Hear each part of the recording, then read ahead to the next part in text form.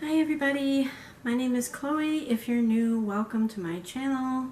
Hit the subscribe button, the likes, the comments, the shares, all that stuff. Welcome back to another presidential highlights video. As I was writing down the information about this, it's almost like looking at what's going on in the world today between Biden and Trump. It's absolutely insane. So there's going to be some laughter in this one. No Hamilton references, but references to another movie. So today we are talking about our 19th president, Rutherford B. Hayes, who served from 1877 to 1881. His vice president was William Wheeler. Here's a picture of Rutherford B. Hayes. He kind of looks like the guy that played who was the newspaper guy from Newsies in the play version, the Broadway version. Gosh, his name escapes me now. Doggone it. Pulitzer. Joseph Pulitzer. He kind of looks like that. The guy, the actor that played him kind of looks like that. So anyway, let's get going. March 5th, 1877, Rutherford B. Hayes was inaugurated. He was a Union soldier, representative, and governor of Ohio, and there was call for voter fraud. Gee, we don't know anything about that now, do we? March 20th, 1877, North and South relations. Hayes sends commissions to Louisiana to report on conditions of the South, uses the action to sanction allowing Democratic Francis T. Nichols to take over the states, removing the federal aid from Governor Steve B. Packard, and the cabinet includes Representative William Evarts. I'm not sure. Hopefully you understand that, because after I wrote it down, I'm trying to figure out how this all ties in together. Oh, I'm sorry. I didn't read the second line. Okay, try that again. Cabinet includes Representative William Evarts as Secretary of State and Postmaster General. April 10th, 1877, withdrawing from South Carolina. The troops leave the State House following a meeting at the White House between Daniel H. Chamberlain and Wade Hampton.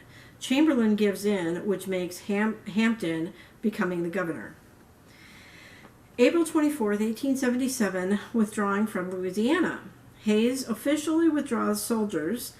Governor Packard submits, calling it fraud, something, or policy. Fraud?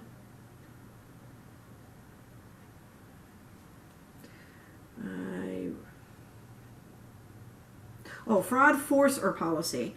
Marks end of Reconstruction. June 1st, 1877. Like, you should see my writing here. It's like, I mess up so much, I scribble out everything, so that's why it's hard for me to read sometimes. June 1st, 1877, patrolling the Mexican border.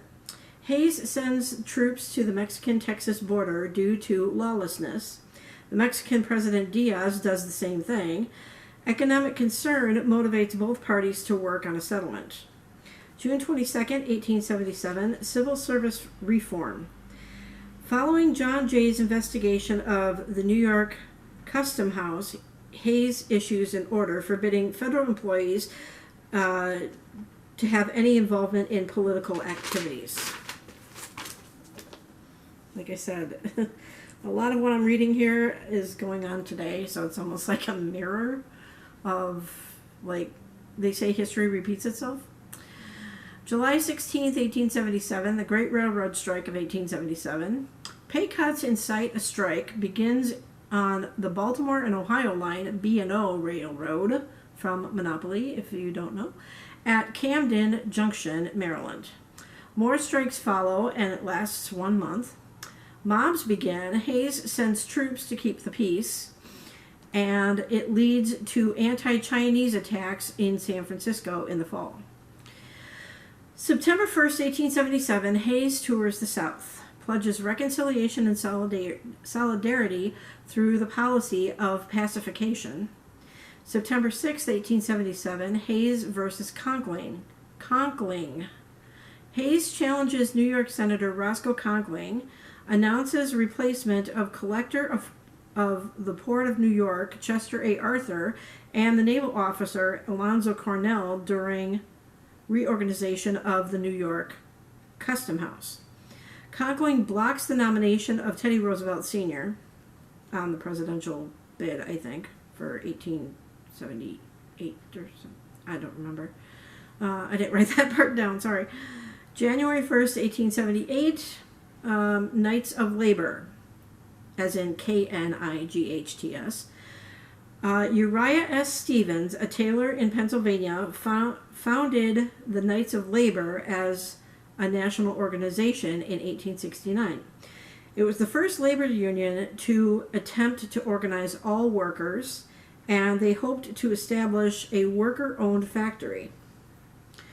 January 17, 1878, U.S. Samoa Treaty gives the U.S. the right to establish naval and coaling station at the port of Pago Pago, I think that's how you say it, pledges U.S. assistance if a third country interferes with Samoan chiefs, ratified slavery, we're done with slavery, forgive me for that, it was ratified on January 30th by the Senate. I don't know why I thought it said slavery. Okay, January 28th, 1878, Hughes vetoes the Bland-Allison Act, and it was overridden. It calls for a resumption of silver coinage at the rate of $2 to $4 million per month, advocated by the farmers and debtors, and Congress passes the measure. March 1st, 1878, Hayes limits Chinese immigration, vetoes the bill banning incoming vessels from carrying more than 15 Chinese passengers, and negotiates changes to the Burlingame Treaty. March 23, 1878, Diaz regime in Mexico, U.S. recognizes it to avoid conflict, or further conflict. May 1st, 1878, investigating the election. Again, we know nothing about that, do we? Democrats investigate, sorry. I tend to abbreviate just so that I can put more on the paper. Democrats investigate. Hayes feels this is a move to replace him with Tilden. November 1st, 1878, Democrats control the Congress. Controls both houses of the Congress, and it was the first time since the Civil War that that's happened. January 1st, 1879, greenback, buyback, and recovering economy. It resumes gold payments for the Civil War greenbacks, paper money not backed by the specie, silver, and gold. Gold and silver in the government grows, helping the economy. And in the spring of 1879, all Civil War bonds were retired. February 3rd, 1879, the Senate approves the Custom House appointment.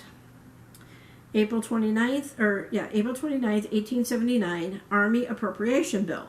Now this, Hayes didn't like at all.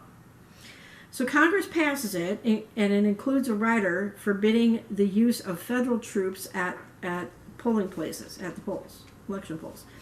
Hayes vetoes it twice without success on that day.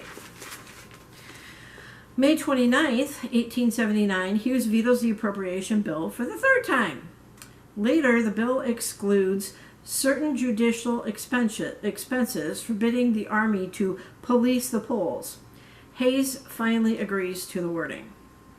June 1st, 1879, Hayes vetoes the appropriations. So he's still not happy with it.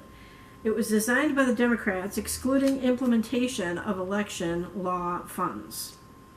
March 8, 1880, Hayes supports a canal. Following a trip to the U.S. by French diplomat Ferdinand de Lesseps, don't know how to pronounce that,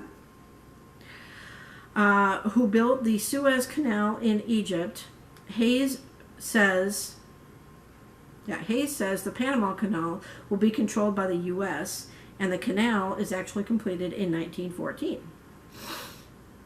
June 7th, 1880, The Republican National Convention nominates James A. Garfield. Again, they meet in Chicago. Must be their meeting place. Hayes won't run a second term. Now this is where it gets funny. The party splits to two factions. James G. Blaine's half-breeds, like are we talking Harry Potter here? And Roscoe Conkling's stalwarts. Not Hogwarts, but stalwarts. I read that and I just started laughing. I'm like, what is this, Harry Potter? Okay. So the stalwarts nominates Ulysses S. Grant against Blaine and John Sherman. And Chester A. Arthur was nominated as vice president. June 24th, 1880, the Democratic National Convention nominates Winfield S. Hancock. They meet in Chicago, and William H. English is their vice president nominee. November 2nd, 1880, James A. Garfield was elected with 48.5% of the votes and 214 to 155 electoral votes.